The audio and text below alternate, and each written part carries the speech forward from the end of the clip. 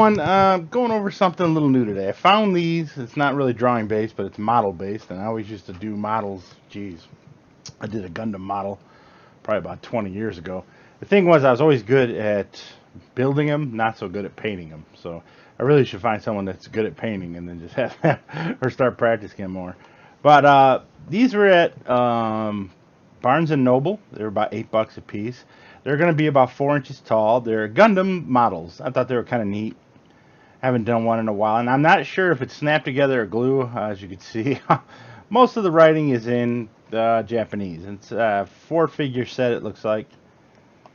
Yeah, about 4 of them. The only thing cool is they're not blind boxes. They do actually right here at the top. You can see a little bit of the number there.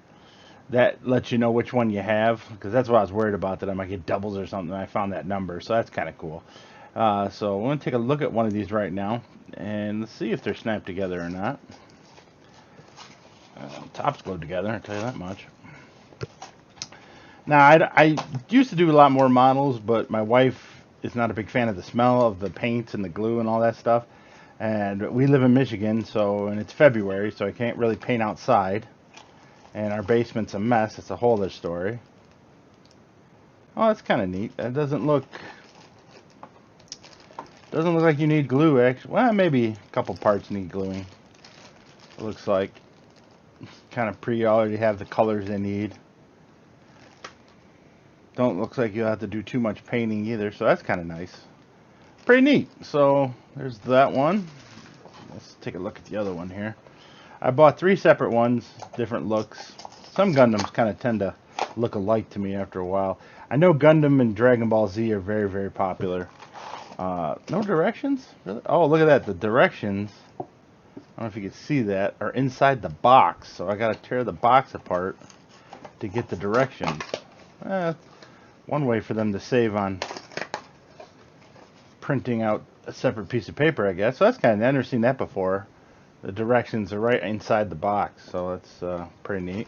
This is the blue one. Again, I don't know much about Gundam lore. I just think they're not robots, they're mechs. I just think the mechs are cool looking. So, I don't know. They got some other bigger ones there. So, maybe I thought I'd try with these starter, smaller ones. And then maybe try a big one in the future to see how that goes. Yeah, let's get those. Let's see what's inside this one. This is another colorful one. This looks a lot like this one. I just tell the head's a little different. Not much difference. You can't really tell too much, but this one's got more black in it than the other one. So a little unique look at some cool little Gundam. These are made by Bandai.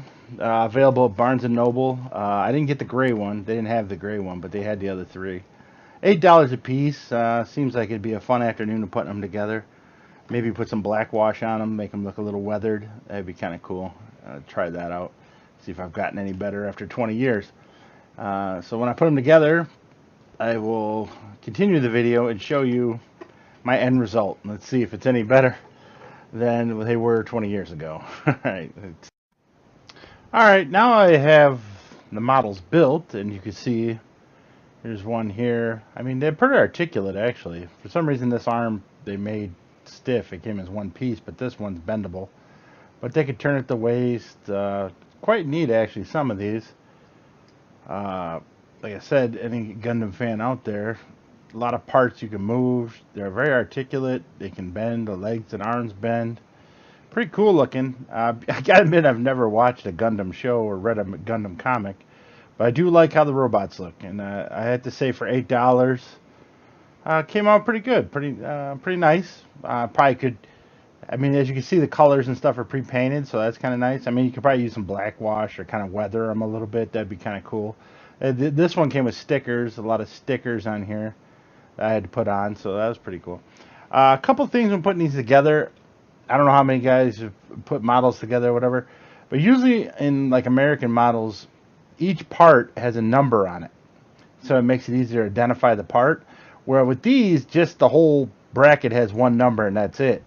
So with the directions being all in Chinese, sometimes it's hard to determine what some of these parts are. Made it a little harder than it need to be. But I mean, not impossible. I mean, about 2.5 hours, I built all three of them.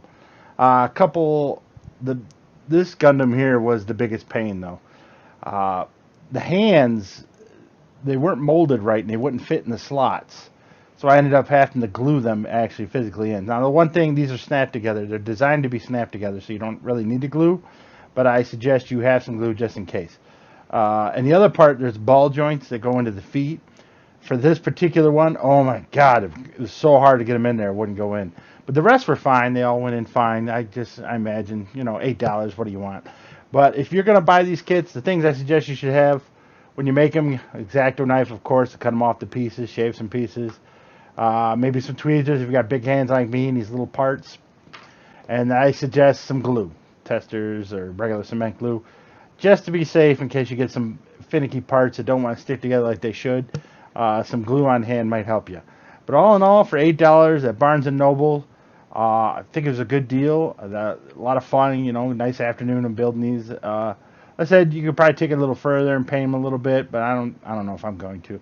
One thing, these seams right here, I don't know if you can see them on the camera. There's probably should be filled with some putty or sanded down maybe, but all in all, pretty good. I don't know these ones. I don't follow Gundam. I wish I did. I imagine this is the bad one. The only one I have missing is the gray one. That is the MSZ006A1 Zeta Plus. I guess there's two versions of this one too, where he actually comes. This one comes with a gun, more of a big gun. This particular one didn't come with a gun. He came with a big Voltron type sword, which is pretty cool. Now that's one thing I would like to see with Bandai is maybe make a super detailed Voltron like this. That'd be kind of cool. I guess there's one out there, but it's not very detailed. And then maybe do some Transformers. I understand there's a Bumblebee and a Starscream and an Optimus Prime one. I might have to try the Starscream and the Bumblebee one. The Optimus Prime looks a little weird, a little too stylized, but the other two look really nice. So that's it for now. I just wanted to give you an update, show you how the Gundams are. $8, Barnes & Noble. Nice fun. If you're going to do it with your kid, you're probably going to have to supervise because, like I said, some of these parts you really got to press on, and you don't want to leave them with a knife unsupervised. But fun thing to do with your kid for an afternoon, and definitely some cool little figures that you can keep for your collection. All right, catch you next time.